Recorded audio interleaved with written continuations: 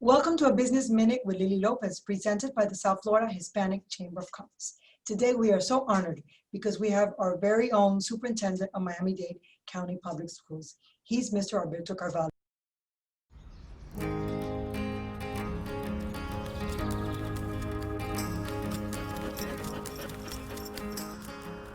What do I do when my love is away? Does it worry you to be alone? How do I feel at the end of the day? Are you sad cause you're on your own? I don't get sad no more. If I would need help from my friends, so I'm gonna try with little help from my friends. Oh.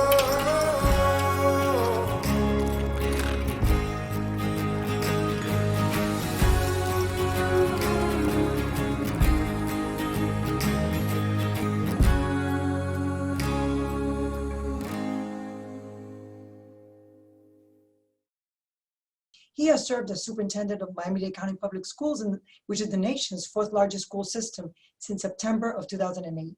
He's a nationally recognized expert on education transformation, finance, and leadership development. During his tenure, Miami-Dade County Public Schools has become one of the nation's highest performing urban school systems, receiving system-wide accreditation from Advanced in 2014. The district has also been named as the 2014 College Board Advancement Placement Equity and Excellence District of the Year, as well as the 2012 winner of the Broad Prize actually, for urban education. As a staunch believer in school choice, he has expanded choice options in Miami-Dade to over 1,000 offerings that include bilingual programs, fine and performing arts, biotechnology, engineering, robotics, aviation, forensic sciences, and many others. Superintendent Carvalho, I could read, I know your bar is like 3-4 pages, but we want to hear you speak. So I'm just going to cut it right there because we all know your history and how phenomenal you are and the great job that you do. So tell me, I know you had a very, very long meeting. I thought it was like 30 hours, you said 29 a couple of days ago regarding the reopening of the schools. What did you perceive from the community, and what is your personal opinion as to what steps should be taken for reopening of schools? I'm a believer personally that children should be in school, even at the university level. But your expert opinion, your thoughts, what transpired, the floor is yours. Well, thank you very much for the invitation, Lily. It's great to be with you and share some thoughts and exchanges during your program. It was a very long meeting, and look, it was democracy at work. This was a school board, elected board, listening to over 700 comments from teachers, from parents, even from students about their anxiety, some of their fears, a lot of questions about how we would safely return to our schools and reopen physically present schooling. And that's justified. You know, look, COVID-19 is serious. It has claimed many lives in our country. And Miami has been the epicenter of the state of Florida for a while, was the epicenter of the nation. So ultimately, the conclusion was a unanimous vote of the board that basically will allow us to start physical schooling, the schoolhouse model, but not before October 14th, but to ensure that by October 21st, so between the 14th and the 21st, all students, all grade levels are back in school. It is my sincere belief that this administration, this board, continue to prioritize the health, the well-being, the safety of our children, our students, our employees, and their families as the most important concern of ours. Which was my next question. That was my next question. The safety precautions, Superintendent, to address the concerns of the parents, of the staff, faculty, everybody. What precautions are you putting in place to keep everyone safe? Sure. So there are a number of precautions that we've embedded in our reopening plan. Many of them have to do with operational steps that we've taken, increasing the sanitization cycles, the disinfection cycles. We purchased new electrostatic disinfecting equipment that's been distributed to schools. We've amassed an immense stock of cleaning supplies, of masks, of PPEs. We've ensured that we have put signs in schools for unidirectional movement of students, changed the protocols for feeding students, ensured social distance based on at least world standards between students in schools. Right. and even gone above and beyond with face shields for those who may require it. In addition to that, massive amount of training for our employees, but also for the parents in terms of socially acceptable behaviors. Like, tell your kids wash their hands frequently, because in school they will be asked to wash their hands frequently. Keep a distance. Do not congregate in crowds.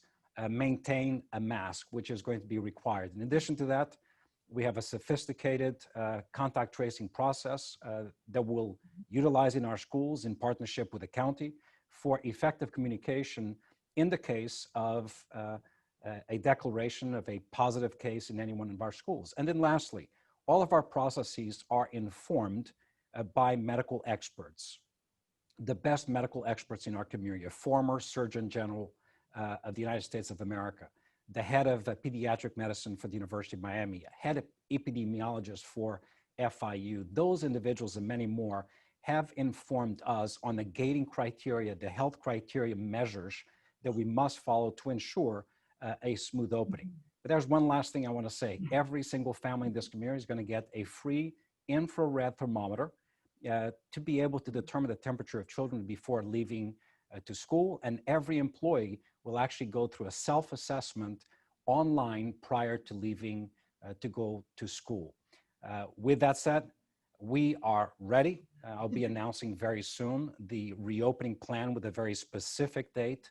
And I think it'll be good for the community. For the best place for children to learn is the schoolhouse. And Superintendent, I as a mom, okay, my daughter's already 20 years old, but I remember when she was in kinder, you know that mothers are overprotective. So counselors, psychologists, anything that you have on staff, that if a parent is paranoid or gets very anxious, because that's bound to happen when you have Sure. small children. I know that happens. Not when they're older, when you have little kids, I know we all, especially the moms, we get all uptight and nervous. So how will you be addressing all of that? Because I know you will have plenty of parents and mothers in particular coming to school all worried. How are you going to be addressing all those women? Well, number one, communication is important. Both mothers and fathers, uncles, caretakers of children want to know that their children will be protected. We're going to do our very best, but the community also needs to do its part in terms of speaking with children about the expected behaviors that must be observed in school, such as the wearing of masks. However, we do have counselors, we do have mental health professionals. We continue to expand the number of mental health professionals in our school system. We're going to activate not only an educational support hotline, but also a social, emotional, mental health support hotline to answer the questions that parents or even staff members may have. There are a lot of questions about levels of safety, and particularly for people who may have an underlying condition, health condition. We are ready to respond to those questions and really try to make people feel at ease. Look, nothing is without risk, but we're going to reopen in a safe and logical way for the benefit of our students, our teachers, and obviously our community. Absolutely. And how can we support our teachers, the community? Because I know that teachers are also concerned and they're so instrumental. I mean, my mother was a teacher, my grandmother, great-grandmother. So I come from a family of educators. So how can we as a community support our teachers so that they know that we are here with them, and that we do know that students do need to go back, not only because learning is a lot more important in school, because virtually we know that doesn't work that well, and also because of mental health. Right, Superintendent? We've seen that children are becoming to get depressed. I know a lot of families that the children need to be in school and they need to interact. So how can we support the teachers so that they feel that the community is with them also, so that we all unite and everything comes up perfect? Right. There are certainly some well-known deleterious effects associated with social isolation. The fact that particularly young kids have not had the opportunity to socialize with their peers, and that's really tragic. So we hope that through this learning online process that teachers have been able to make connections, but that's going to be even better when the schoolhouse opens. The best way to support the teacher is by being patient, by being a parent that echoes the sound of learning at home, is a parent who really doesn't just support what the teacher does in school, but actually speaks with his or her children about expectations, about behaviors, about the rules of engagement in a classroom, about the fact that this is a new reality. We all need to adapt to this new reality. So be patient, be a supporter of the teacher, be a supporter of public education.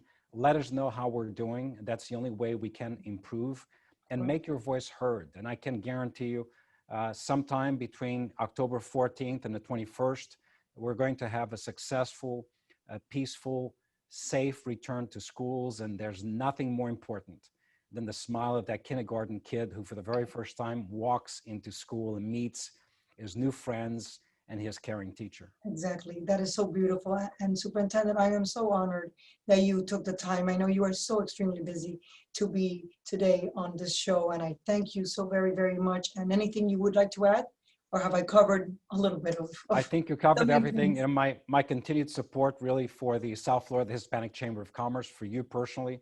And look, we live in one of the greatest American We communities of do. our time. We do. And diversity is our strength.